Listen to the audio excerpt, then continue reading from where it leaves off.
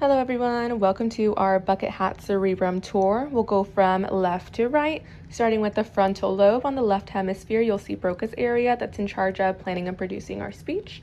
Posterior to that, you'll see our central sulcus. Inferior to that, you'll see the temporal lobe that's in charge of processing our auditory information, much like when you listen to a bird chirping. Superior to that, we have our parietal lobe that's in charge of processing our sensory information.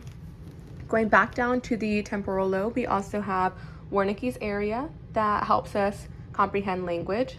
Much like when you listen to a song, thanks to Wernicke's area, you are able to comprehend those lyrics. Going to the posterior side of the brain, we have the occipital lobe here in the orange.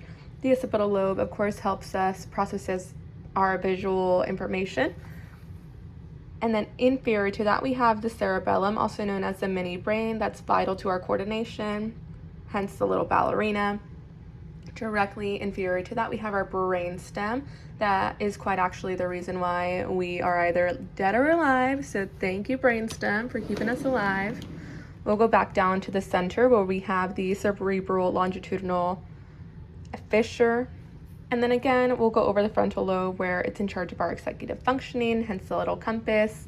As you can see here in the pink, we also have our precentral gyrus and then our postcentral gyrus. In the yellow, we have our lateral fissure. And then over here, you can see our inferior temporal gyrus, the middle temporal gyrus, as well as the superior temporal gyrus.